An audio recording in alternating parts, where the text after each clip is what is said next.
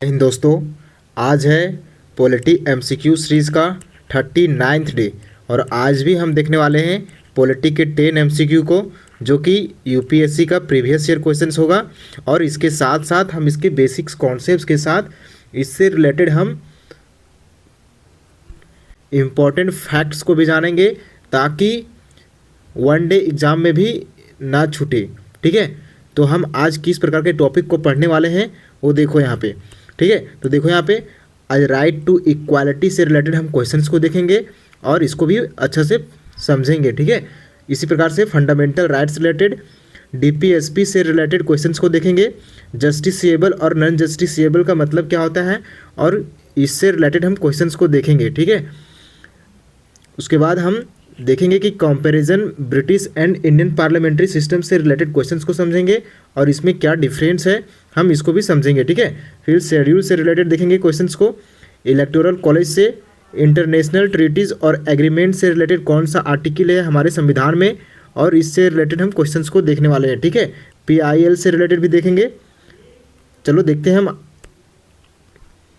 तो यहाँ पे बेसिक्स कॉन्सेप्ट्स के साथ हम MCQ सीरीज़ को भी देखते हैं। ठीक है, आज पॉलिटी MCQ सीरीज़ का 39th डे है और अगर आप लोग इससे पहले के सीरीज़ को नहीं देखे होंगे तो चैनल के प्लेलिस्ट में जा कर के सारे सीरीज़ को देख सकते हैं। हम डेली यहाँ पे कॉन्सेप्ट्स के साथ MCQ सीरीज़ को देखते हैं। ठीक है, चलो अब देखते हैं फर्स्ट क्वेश्चंस को। तो आज का फर्स्ट क्वेश्चन है, in the Indian constitutions the right to equality is granted by 5 articles they are. यानी राइट टू इक्वालिटी हमारे संविधान ने दिया है, तो उन जो 5 आर्टिकल है राइट टू इक्वालिटी से रिलेटेड, वो किस आर्टिकल में दिया गया है। ये यूपीएससी क्वेश्चंस पूछा है किस, तो 2002 में जो है इसको पूछा गया है क्वेश्चन से। ठीक है, यूपीएससी में। तो इसका राइट आंसर क्या हो जाएगा, राइट टू इक्वालिटी के बारे में हमारे फंडामेंटल राइट्स में कहाँ पे दिया गया है। तो इसका राइट आंसर जो हो जाएगा ऑप्शन नंबर क्या हो जाएगा, ऑप्शन नंबर सी इसका राइट आंसर हो जाएगा। यानी आर्टिकल 14 से 18 के बीच राइट टू इक्वालिटी के बारे में हमारे संविधान में दिया गया है। ठीक है, हम यहाँ पे देखते हैं आगे। तो देखो ऑप्शन नंबर सी इसका राइट आंसर हो जाएगा। आर्टिकल 14 से 18 के बीच टोटल कितने आर्टिकल हुए, तो 5 आर्टिकल है जो कि राइट टू इक्वालिटी का बात करता है। ठीक है, अब देखो यहाँ पे क्या क्या 5 आर्टिकल है। तो आर्टिकल 14 जो दिया गया है उसमें बात करता है equality before law and equal protections of laws के बारे में। ठीक है, उसी प्रकार से आर्टिकल 15 में prohibition of discrimination religion, race, caste, sex, place of birth, यानी किसी प्रकार से डिस्क्रिमिनेशन ना किया जाए रिलीजन, रेस, कास्ट, सेक्स को लेकर के, तो इसके बारे में हमारे संविधान के आर्टिकल नंबर 15 में दिया गया है। उसी प्रकार से आर्टिकल 16 में दिया गया है equality of opportunity in public employment के बारे में। ठीक है, इसी प्रकार से आर्टिकल 20 में एबोलिशन ऑफ अनटचेबिलिटी, किसी प्रकार से भेदभाव ना हो, तो इससे रिलेटेड जो है आर्टिकल 20 में दिया गया है। ठीक है,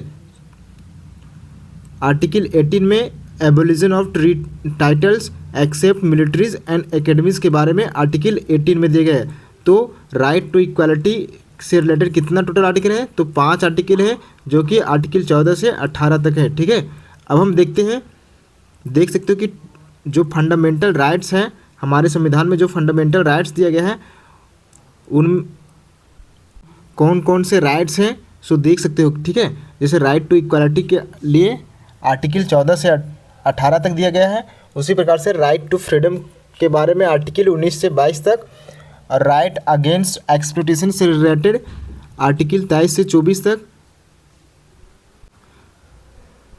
right to freedom of religion से रिलेटेड आर्टिकल 25 से 28 तक, कल्चरल एंड एजुकेशनल राइट्स से रिलेटेड 29 से 30 आर्टिकल तक, और राइट टू प्रॉपर्टी जो आर्टिकल था पहले उसको हटा दिया गया। ठीक है, आर्टिकल 31 में राइट टू प्रॉपर्टी पहले इंक्लूड किया गया था लेकिन इसको हटा दिया गया। ठीक है, और वहाँ पे राइट टू एजुकेशन को आर्टिकल 21A में डाला गया है। ठीक है, ये फंडामेंटल राइट्स हैं।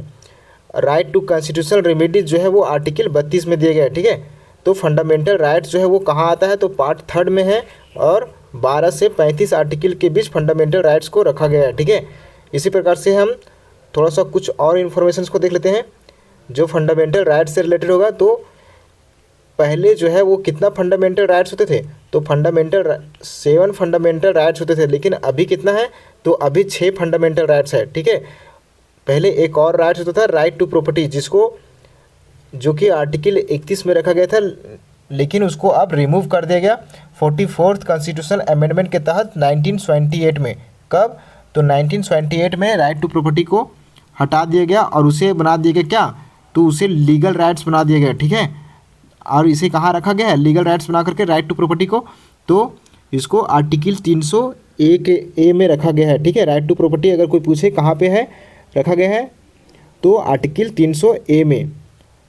अच्छा, राइट टू प्रॉपर्टी क्या होता है, तो जैसे देख सकते हैं कि government can take property, government जो है वो प्रॉपर्टी ले सकती है, but it must follow proper law, लेकिन गवर्नमेंट को क्या फॉलो करना पड़ेगा, तो उसे भी प्रॉपर लॉ फॉलो करना पड़ेगा। ठीक है, can not take property arbitrary, यानी मनमाने तरीके से गवर्नमेंट जो है वो नहीं ले सकती है कोई भी प्रॉपर्टी को। ठीक है, तो यही राइट टू प्रॉपर्टी जो है वो बात करता है।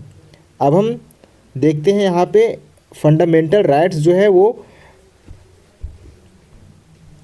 फंडामेंटल राइट्स जो प्राप्त है वो फॉरेन और इंडियंस किसको किसको प्राप्त है, तो हम इसके बारे में थोड़ा सा समझने का प्रयास करते हैं। जैसे देख सकते हो कि यहाँ पे कि जो फंडामेंटल राइट्स है, केवल इंडियन को जो राइट्स मिला हुआ है वो आर्टिकल 15 है, आर्टिकल 16 है, आर्टिकल 19 है, आर्टिकल 29 और आर्टिकल 30 जो है, जो कि फंडामेंटल राइट्स हैं, इसको जो है वो केवल इंडियन को दिया गया है। ठीक है, उसी प्रकार से यहाँ पे देख सकते हो कि फॉरेन यानी फॉरेनर्स को और इंडियंस दोनों को जो है वो इस राइट्स, यह राइट्स जो है वो मिला हुआ है। जैसे देख सकते हो आर्टिकल 14, 20, 21, 21A, 22, 23, 24 और 25 से 28 तक जो है वो यानी कि इंडियन प्लस फॉरेनर्स दोनों को ये राइट्स जो है वो मिला हुआ है। ठीक है, तो इस बात का ध्यान रखना, यहाँ से क्वेश्चंस बन सकता है। ठीक है, तो अब देखते हैं हम आज का नेक्स्ट क्वेश्चंस को। तो सेकेंड क्वेश्चन है the purpose of the inclusion, क्या, the purpose of the inclusion of directive principles of state policy in the Indian constitution is to establish, यानी जो यहाँ पे हमारे संविधान में जो डायरेक्टिव प्रिंसिपल्स जो दिया हुआ है, डीपीएसपी जो है, उसमें से जो यहाँ पे स्टेटमेंट दिया गया है वो किस चीज़ का बात करता है। तो यहाँ पे स्टेटमेंट को देखो, जैसे देख सकते हो कि पॉलिटिकल डेमोक्रेसी के बारे में बताया गया है क्या, या फिर सोशल डेमोक्रेसी, गांधीयन डेमोक्रेसी, या सोशल एंड इकोनॉमिक डेमोक्रेसी, दोनों के बारे में बात करता है डायरेक्टिव प्रिंसिपल्स। तो इसका राइट आंसर जो हो जाएगा वो क्या हो जाएगा, ये भी यूपीएससी में 2002 में क्वेश्चन जो है वो पूछा गया है। ठीक है, तो इस बात का ध्यान रखना। तो इसका राइट आंसर जो हो जाएगा ऑप्शन नंबर डी, इसका राइट आंसर हो जाएगा। ठीक है, तो directive principles of state policy जो है वो इन इंडियन, इसका एम क्या है, तो इसका एम जो है वो establish A welfare state by promoting. तो डायरेक्टिव प्रिंसिपल्स का इस्टेब्लिश करने का एम था कि वेलफेयर स्टेट को प्रमोट करना। जैसे देख सकते हैं कि social justice plus economic justice is equal to social and economic democracy. ठीक है, तो इस चीज़ को प्रमोट करने के लिए ही डीपीएसपी को बनाया गया था। ठीक है, तो इसलिए क्या हो जाएगा, ऑप्शन नंबर डी जो है वो इसका राइट आंसर हो जाएगा। तो यहाँ पे हम समझते हैं अब जस्टिसेबल राइट्स और जस्टिसेबल राइट्स, जो कि फंडामेंटल राइट्स क्या होता है, तो जस्टिसेबल राइट्स होता है। ठीक है, जस्टिसेबल राइट्स बोले तो देखो यहाँ पे you can go to court if violated, अगर फंडामेंटल राइट्स अगर वायलेट होगा ना तो तुम कोर्ट जा सकते हो। ठीक है, कोर्ट जा सकते हो, हम उसे क्या कहते हैं, तो जस्टिसेबल राइट्स कहते हैं।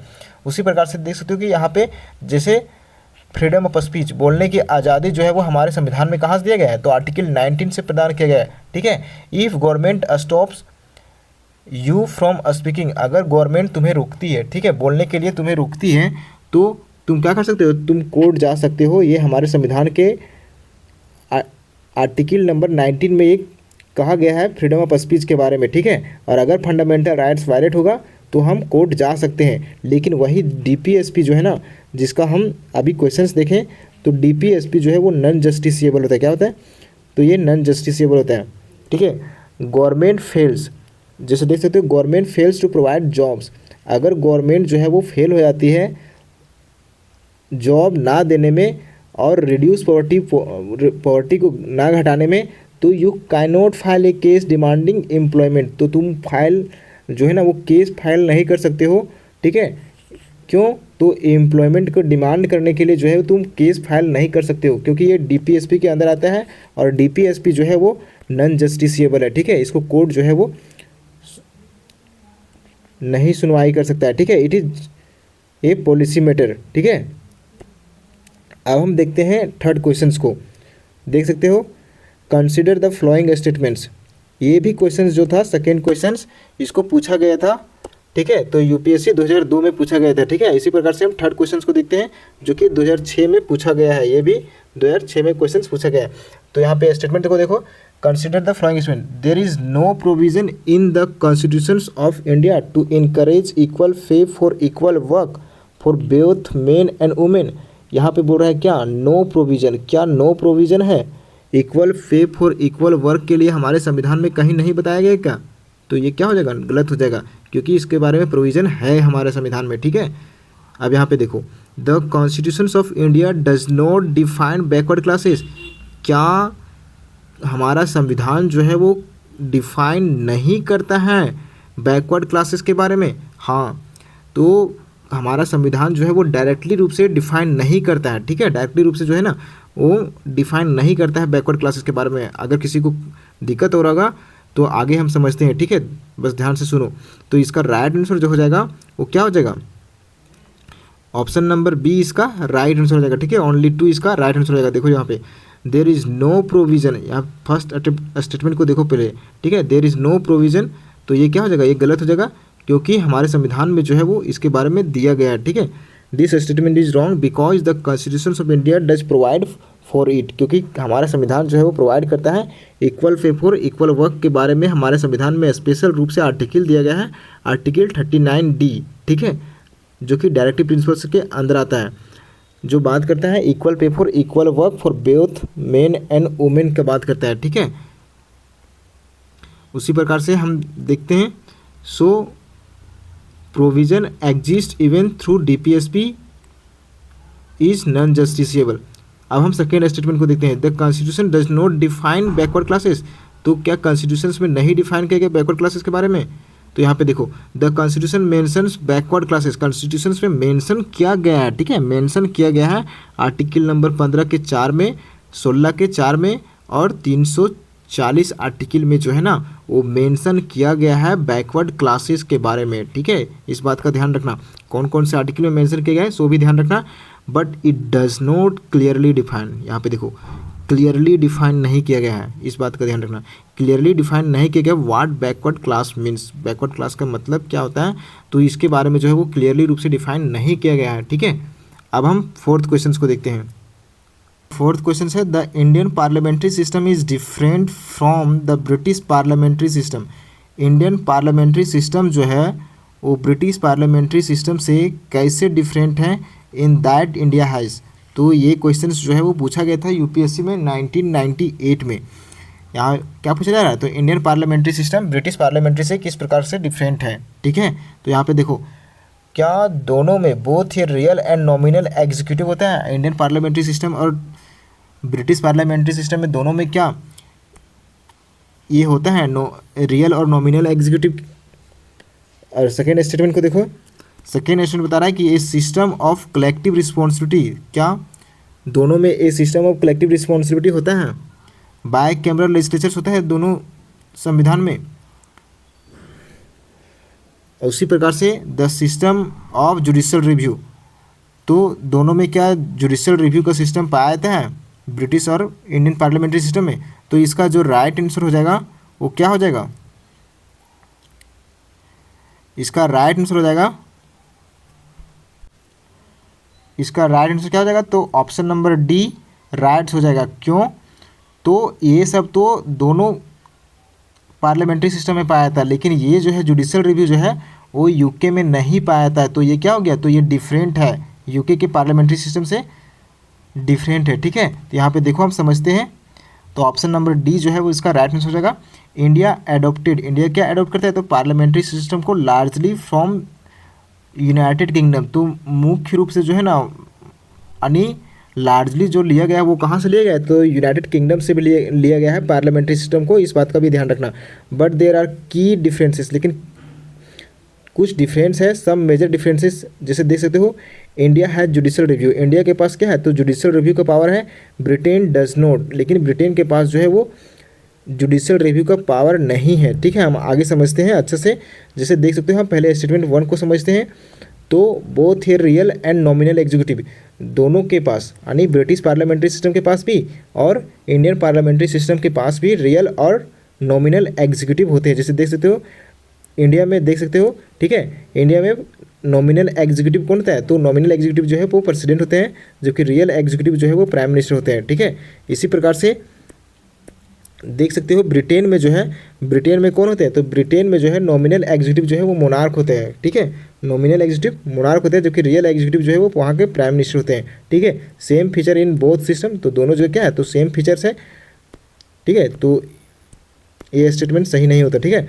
अब देखो यहाँ पे ये सेकेंड स्टेटमेंट है, एक system of collective responsibility, collective responsibility दोनों जगह होता है क्या, तो in both India and Britain council of minister is collective responsible to lower house, council of minister जो है वो क्या होता है, तो दोनों जगह जो है वो क्या होता है, तो कलेक्टिवली रिस्पॉन्सिबल होता है लोअर हाउस का, ठीक है। तो ये भी डिफरेंस नहीं है। इसी प्रकार से बाई कैमरल लेजिस्लेचर्स होते हैं क्या, दोनों जगह, तो इंडिया में देखो, इंडिया में जो है वो लोकसभा और राज्यसभा होता है, तो ये क्या कहलाता है, तो बाई कैमरल लेजिस्लेचर कहलाता है इंडिया का, ठीक है। उसी प्रकार से ब्रिटेन का देख सकते हो कि ब्रिटेन में जो है वो हाउस ऑफ कॉमन्स और हाउस ऑफ लॉर्ड्स होता है, ठीक है। तो दोनों जगह क्या है, तो दोनों जगह बाई कैमरल लेजिस्लेचर है, ठीक है। तो ये डिफरेंस नहीं है। इसी प्रकार से अब देखो जो डिफरेंस है वो देखो, the system of judicial review, system of judicial review, जैसे देख सकते हो कि इंडिया में जो है वो court can strike down laws violating the constitutions, court जो है ना वो रोक सकता है अगर कॉन्स्टिट्यूशंस का वायलेट हो रहा हो ना, तो जुडिशियल रिव्यू में बताया गया है कि कोर्ट जो है वो क्या कर सकता है, तो उस चीज़ को क्या करता है, स्ट्राइक दे सकता है, ठीक है, उसको रोक सकता है, ठीक है। तो जुडिशियल रिव्यू का पावर जो है वो भारत में है, जबकि ब्रिटेन में जो है वो जुडिशियल रिव्यू का पावर जो है नहीं है, ठीक है। ब्रिटेन में जो है वो पार्लियामेंट जो है वो क्या होता है, तो सुप्रीम होता है, पार्लियामेंट सुप्रीम होता है, courts cannot invalidate laws of parliament, there is major difference. तो यही क्या है, तो डिफरेंस होता है इंडियन पार्लियामेंट्री सिस्टम और ब्रिटिश पार्लियामेंट्री सिस्टम में, ठीक है। अब हम देखते हैं नेक्स्ट क्वेश्चन को, तो आज का 5th क्वेश्चन, तो 5th क्वेश्चन को देखो, which one of the following statements correctly discharge the 4th schedule of the constitution of India, यानी कि कौन सा स्टेटमेंट जो है वो सही है जो कि 4th शेड्यूल में बताया गया है, ठीक है। तो यहाँ पे देखो ये स्टेटमेंट, ये क्वेश्चन जो है वो पूछा गया है कब, 2004 में, इस बात का ध्यान रखना, ठीक है। तो देख सकते हो स्टेटमेंट को देखो यहाँ पे, इट कंटेन्स द स्कीम, हम शेड्यूल्स के बारे में कई बार बता चुके हैं, ठीक है। तो अगर सीरीज का डेली हिस्सा बनोगे तो पॉलिटी में सही में दिक्कत नहीं होगा, ठीक है। यहाँ पे देखो अब स्टेटमेंट को, it contains the scheme of the distribution of powers between union and states, क्या इसमें डिस्ट्रीब्यूशन ऑफ पावर के बारे में बताया गया है यूनियन और स्टेट्स के बीच 4th शेड्यूल में, क्या बताया गया है क्या, नहीं। It contains language listed in the constitution, क्या लैंग्वेज के बारे में बताया गया है 4th शेड्यूल में, क्या हम कई बार बता चुके हैं, ठीक है। It contains provisions regarding the administration of tribal areas, हम इसके बारे में भी बताएंगे, ठीक है। तो ये भी गलत हो जाएगा, ठीक है। It allocates seats in council of state, तो क्या सीट्स एलोकेट्स करने के बारे में बताया गया है 4th शेड्यूल में, तो हाँ इसका आंसर जो हो जाएगा ऑप्शन नंबर डी हो जाएगा। द 4th शेड्यूल जो है वो बताया गया है सीट्स को एलोकेशन को लेकर के, ठीक है। जैसे देख सकते हो allocation of seats in Rajya Sabha, Rajya Sabha के सीट्स को एलोकेशन को लेकर के जो है वो कहाँ पे बताया गया है, तो 4th शेड्यूल में बताया गया है, ठीक है। यहाँ पे देखो, council of states to different states and union territories, यानी कि कितना स्टेट्स के बीच और कितना यूनियन टेरिटरीज के बीच राज्यसभा का सीट्स जो है वो एलोकेट्स करना है, तो ये हमारा 4th शेड्यूल में बताया गया, कहाँ पे, तो 4th शेड्यूल में बताया गया, ठीक है। अब हम ऑप्शंस के ऊपर देखते हैं, कुछ अच्छे से समझने का प्रयास करते हैं। जैसे देख सकते हो distribution of power between union and states, जो डिस्ट्रीब्यूशन ऑफ पावर का बात किया गया था फर्स्ट स्टेटमेंट में, तो ये हमारा संविधान कौन सा शेड्यूल बात करता है, तो 7 शेड्यूल जो है वो इसका बात करता है। ठीक है, 7 शेड्यूल में इसके बारे में बताया गया है, यूनियन लिस्ट, स्टेट लिस्ट और कॉन्करेंट लिस्ट के बारे में। ठीक है, अगर डिस्ट्रीब्यूशन ऑफ पावर के बारे में बात किया गया, अगर ऐसा स्टेटमेंट रहा तो ये 7 शेड्यूल जो है वो ध्यान रखना इसके बारे में। ठीक है, अब यहाँ पे इसी प्रकार से लैंग्वेज लिस्टेड के बारे में बात किया तो इसके लिए 8 शेड्यूल ध्यान रखना, जिसमें 22 लैंग्वेज को जो है वो ऑफिशियल लैंग्वेज के रूप में रखा गया है 8 शेड्यूल में। ठीक है, इसी प्रकार से एडमिनिस्ट्रेशन ऑफ ट्राइबल एरियाज़ का बात किया तो 5th शेड्यूल आज रखना, जो जिसमें शेड्यूल एरियाज़ के बारे में बताया गया है। उसी प्रकार से 6th शेड्यूल में जो है वो बताया गया है नॉर्थ ईस्ट के ट्राइबल एरियाज़ के बारे में। ठीक है, अब यहाँ पे देख सकते हो कि एलोकेशन ऑफ सीट्स के बारे में काउंसिल ऑफ स्टेट्स में। ठीक है, तो 4th शेड्यूल जो है वो स्पेसिफाइज करता है क्या, हाउ मेनी सीट्स, कितना जो है वो राज्यसभा के जो सदस्य हैं कितना एलोकेट्स करना है सीट्स को स्टेट्स में और यूनियन टेरिटरीज में, तो इसके बारे में जो है वो 4th शेड्यूल में बताया गया है। ठीक है, अब हम देखते हैं आज का नेक्स्ट क्वेश्चन जो कि 6 क्वेश्चन है। Which one of the following is part of the electoral college. ठीक है, कौन सा जो है ना वो पार्ट होता है इलेक्टोरल कॉलेज का। इलेक्टोरल कॉलेज क्या होता है तो हम इसके बारे में पहले कई बार बता चुके हैं। ठीक है, लेकिन फिर भी यहाँ पे हम थोड़ा सा समझने का प्रयास करेंगे। अभी हम इसको देखते हैं। फॉर द इलेक्शंस के लिए of president of India but does not form part of the forum for his impeachment. तो इसका राइट आंसर क्या हो जाएगा, देखो यहाँ पे ऑप्शंस में देख सकते हो, Lok Sabha, Rajya Sabha, state legislative assembly और स्टेट लेजिस्लेटिव काउंसिल। ठीक है, तो ये भी क्वेश्चन जो है वो पूछा गया है यूपीएससी 1996 में। ठीक है, तो इसका राइट आंसर जो हो जाएगा क्या हो जाएगा, तो राइट आंसर हो जाएगा ऑप्शन नंबर डी। ठीक है, देख सकते हो, हम इसके बारे में समझते हैं। इन the Indian constitution of India the term is mainly used for, जो इलेक्टोरल कॉलेज का टर्म जो है वो किस लिए यूज़ किया जाता है, तो मेनली रूप से यूज़ किया जाता है प्रेसिडेंट के इलेक्शंस के लिए। ठीक है, तो किस लिए यूज़ किया जाता है, तो प्रेसिडेंट के इलेक्शंस के लिए जो है वो मेनली रूप से यूज़ किया जाता है इलेक्टोरल कॉलेज। ठीक है, a group of representatives who elected leader on behalf of people, यानी कि ऐसा ग्रुप ऑफ पीपल जो लीडर को क्या करता है, तो इलेक्ट करता है। ठीक है, पीपल के बिहाफ में, तो उसी को क्या कहते हैं, तो इलेक्टोरल कॉलेज कहते हैं। ठीक है, सिंपल भाषा में। ठीक है, यहाँ पे देख सकते हो इलेक्टोरल कॉलेज का कौन कौन से लोग जो है वो पार्ट होते हैं। जैसे देख सकते हैं इलेक्टेड मेंबर ऑफ लोकसभा, ये क्या होते हैं, तो ये पार्ट होते हैं इलेक्टोरल कॉलेज के, यानी प्रेसिडेंट के इलेक्शन में जो है वो पार्टिसिपेट करते हैं। ठीक है, इसी प्रकार से elected member of Rajya Sabha, elected members of state legislative assembly, ये क्या होते हैं, यहाँ पे काउंसिल का बात नहीं किया गया है। ठीक है, तो ध्यान रखना इस बात का। ये सब जो है वो प्रेसिडेंट के इलेक्शन में क्या करते हैं, तो पार्टिसिपेट करते हैं और प्रेसिडेंट को जो है वो इलेक्ट करते हैं। ठीक है, और यहाँ पे एक बात ध्यान रखने वाली बात है कि नॉमिनेटेड मेंबर जो होते हैं, जो कि राज्यसभा में नॉमिनेटेड मेंबर्स होते हैं, और ये जो होते हैं स्टेट लेजिस्लेटिव काउंसिल, ये सब जो है वो पार्टिसिपेट नहीं करते हैं प्रेसिडेंट के इलेक्शन में। तो इस बात को ध्यान रखना। ठीक है, अगर हम इससे रिलेटेड हम आर्टिकल देखें कि प्रेसिडेंट को इलेक्शंस को लेकर के हम आर्टिकल, तो प्रेसिडेंट को इलेक्शन जो होता है इलेक्टोरल कॉलेज के बारे में हमारे संविधान में कहाँ दिया गया है, तो आर्टिकल 54 में दिया गया है। ठीक है, जिसमें बताया गया है कि इलेक्टेड एमपीज लोकसभा और राज्यसभा प्लस एमएलए जो है वो मिल करके क्या करते हैं, तो प्रेसिडेंट का इलेक्शन करवाते हैं। ठीक है, तो अब देखते हैं आज का 7th क्वेश्चन को। तो 7th क्वेश्चन बताया जा रहा है कि the parliament can make any law for whole or any part of India for implementing international treaties. Parliament जो है वो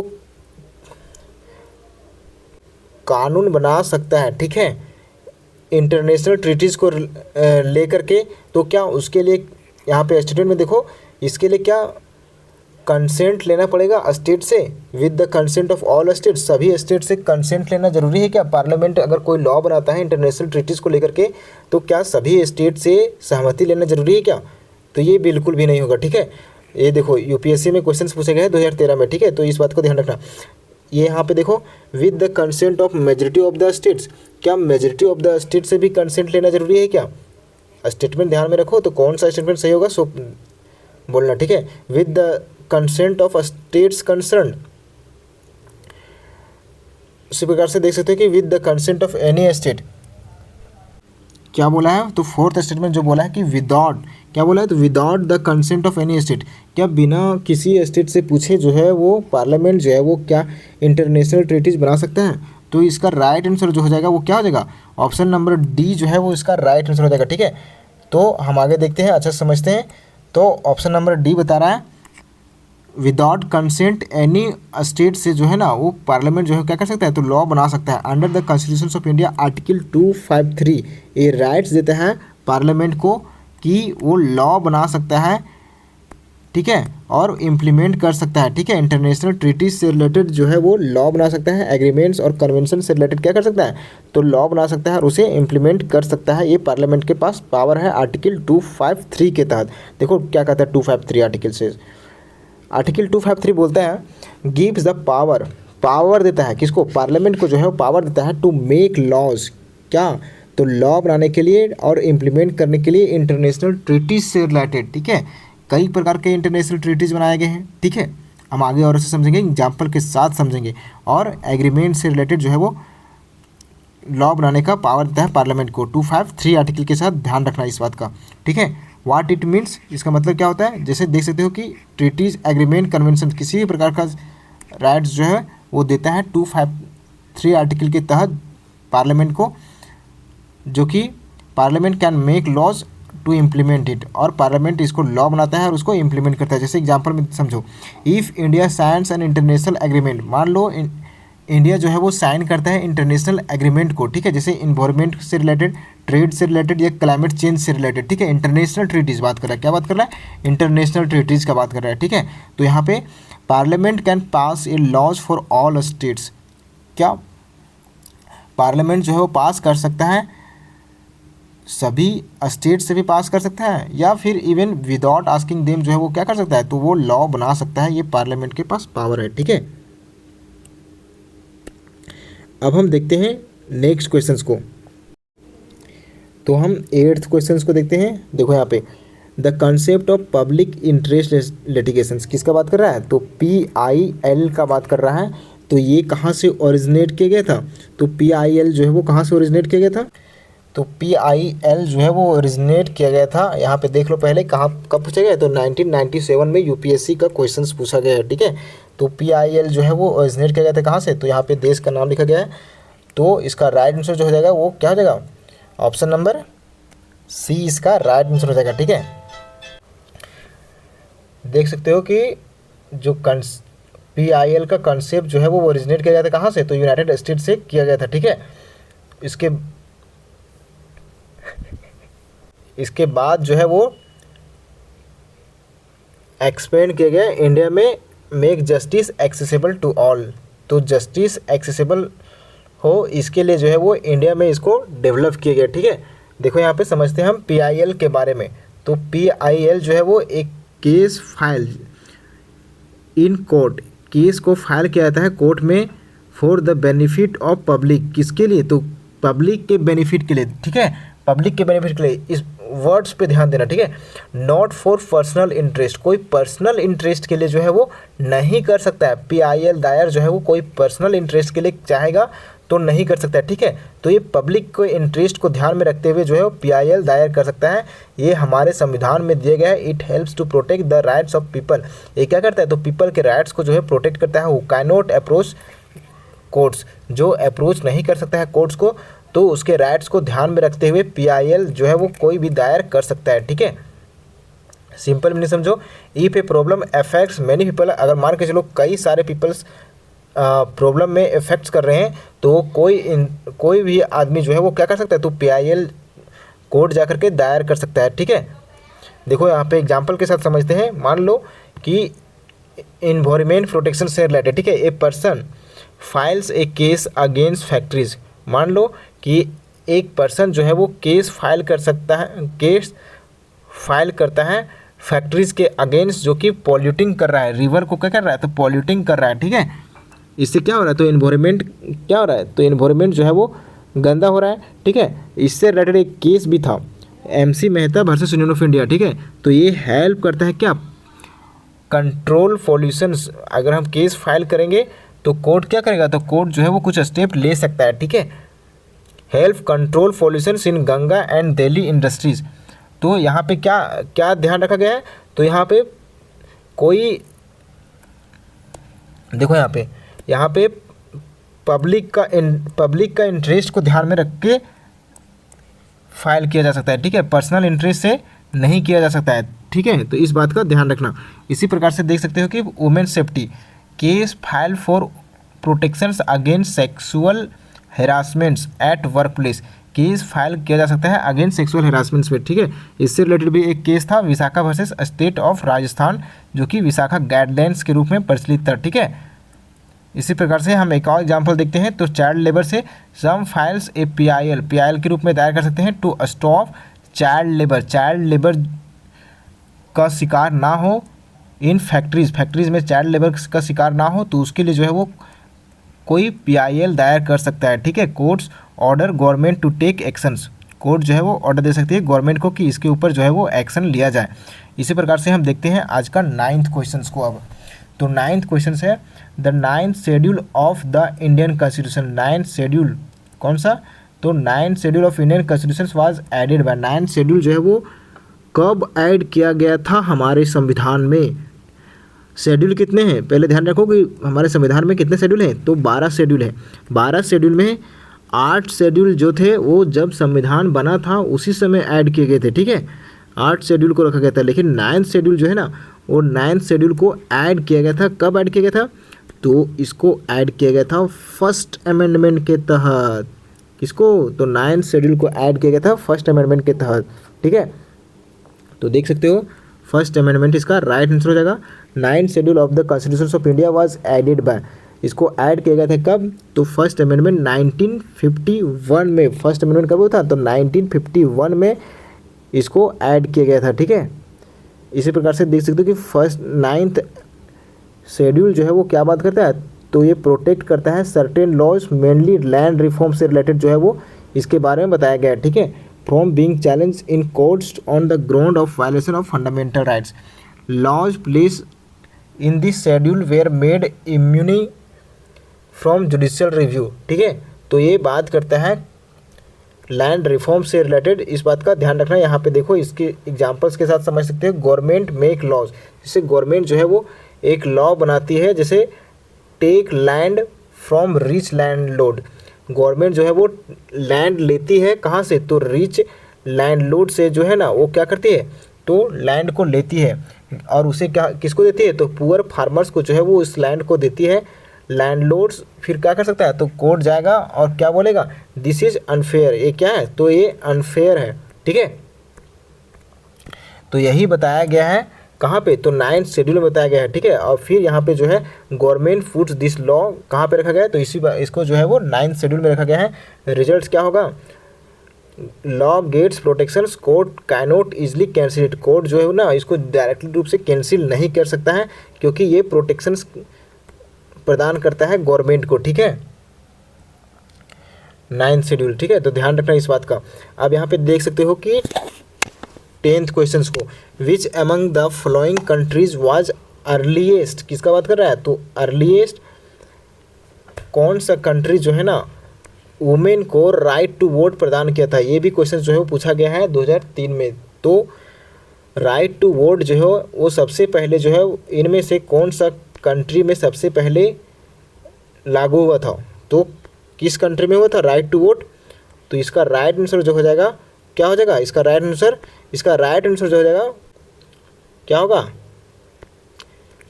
न्यूजीलैंड। क्या हो जाएगा, न्यूजीलैंड जो है वो इसका राइट आंसर हो जाएगा, ठीक है। न्यूजीलैंड में सबसे पहले इस कॉन्सेप्ट को लाया गया था, जहाँ पे देख सकते हो the first country in the world, दुनिया में पहला कंट्री था to grant women the right to vote. Right to vote जो है वो यानी वोट देने का अधिकार जो है वो प्रदान किया गया था पहली बार जो है वो न्यूजीलैंड में 1893 में। कब?